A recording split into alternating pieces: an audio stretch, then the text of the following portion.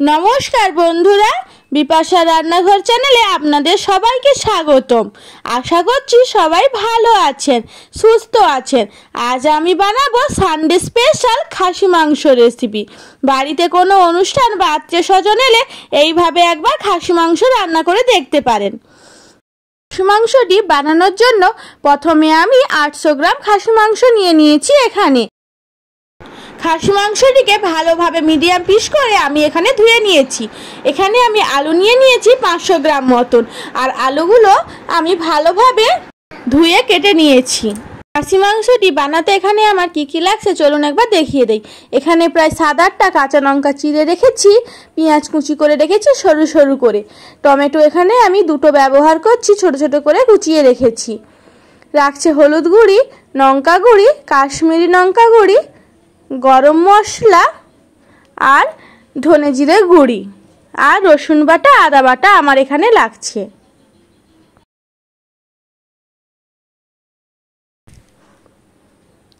এখানে আমি ফোড়নের জন্য ব্যবহার করে নিয়েছি তেজপাতা, দারুচিনি, লবঙ্গ, এলাচ ও জিরে, গোটা জিরে। লাগবে আমাদের 2 চামচ মতন ঘি। তাছাড়াও খাসি মাংস রান্না করতে লাগবে নুন আর সরষা তেল। চলুন দেখে নেই। প্রথমে আমি গ্যাস ওভেন জ্বালিয়ে প্যানটা বসে নিয়েছি। এবার আমি সরষা তেল এখানে ব্যবহার করে নিয়েছি। আপনারা চাইলে রিফাইন তেলও ব্যবহার করতে পারেন। সরষা তেলটা ভালোভাবে গরম হয়ে গিয়ে গেলে ওই যে কুচনো পেঁয়াজ রেখেছিলাম তার কিছুটা পেঁয়াজ আমি বেরেস্তা করে নেব।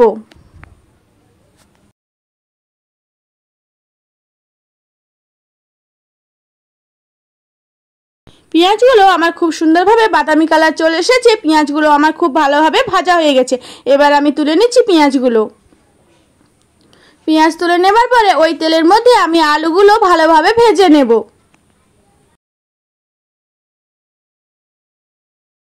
আলুগুলো ভাজার সময় এখানে আমি দিয়ে দিলাম পরিমাণ মতন হলুদ,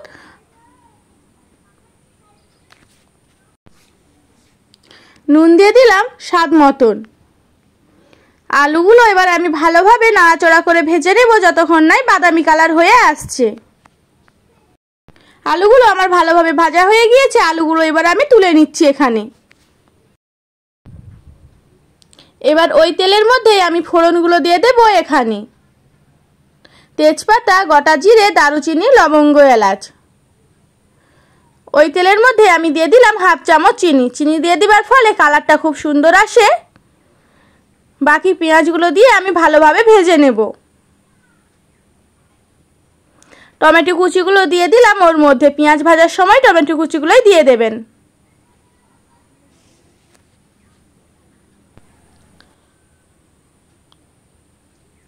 এবার আমি ব্যবহার করে নিয়েছি লবণ, 2 চামচ লবণ। লবণটা ব্যবহার করার ফলে পেঁয়াজ ও টমেটো খুব সহজভাবেই গলে যায়।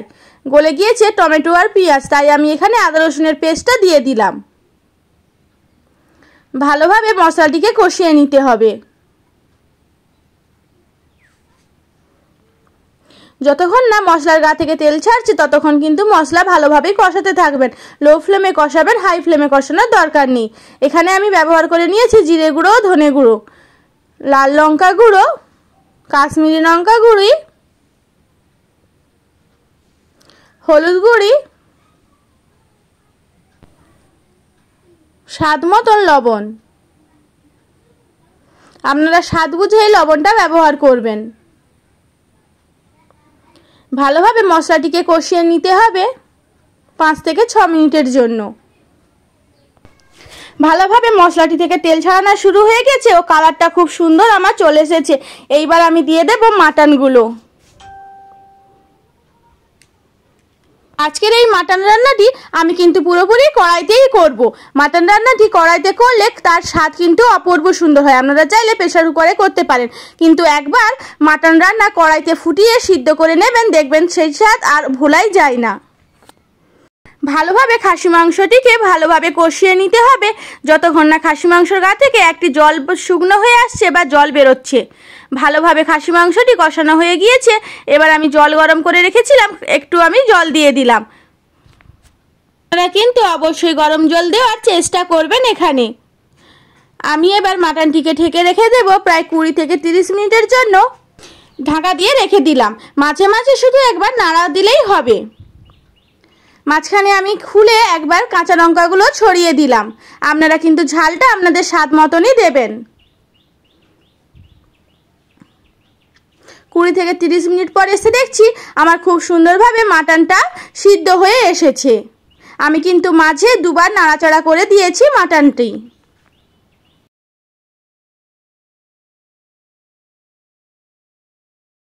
এবার আমি ভেজে রাখা আলুগুলো দিয়ে দিলাম ওর মাটনের সঙ্গে। এবার ভালোভাবে মশলার সাথে মাটন ও আলু একসাথে মিশিয়ে নিতে হবে। এবার আমি ভাজা পেঁয়াজগুলো যে রেখে দিয়েছিলাম, ভাজা পেঁয়াজগুলো দিয়ে দিব ওই মাংসের সাথে।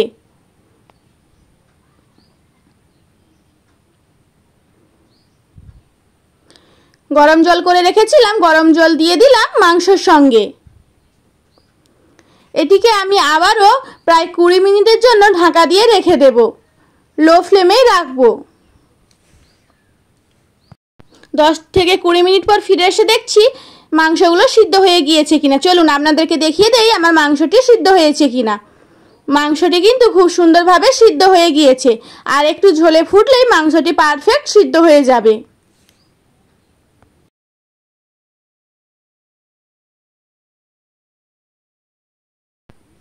আপনারা যেমন ঝোল রাখবেন সেই পরিমাণে কিন্তু জল এখানে ব্যবহার করে নেবেন।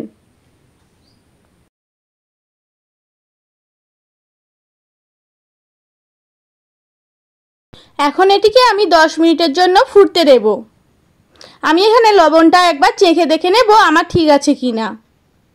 এখানে লবণটা আমার একটু লাগবে, লবণের পরিমাণ কম আছে। আপনারা লবণ ঝাল সব চেক করে নেবেন। আমার এখানে ঝাল কিন্তু পারফেক্ট, মাংসটি ঝালঝালি হয়েছে। আমি আবারও ঢাকা দিয়ে রেখে দেব 10 থেকে 15 মিনিটের জন্য। দেখুন আমার ঝোলটা কিন্তু বেশ খানিকটা টেনে গিয়েছে, আমার মাংসটিও ভালোভাবে সিদ্ধ হয়ে গিয়েছে। আমি কিন্তু এইভাবেই নামিয়ে নেব, কারণ ঠান্ডা হয়ে গেলে ঝোলটা কিন্তু টেনে যাবে। আমি এবার দিয়ে দিলাম গরম মশলা। মাংস যখন নামাবেন তার কিছুক্ষণ আগেই কিন্তু গরম মশলাটি ব্যবহার করবেন।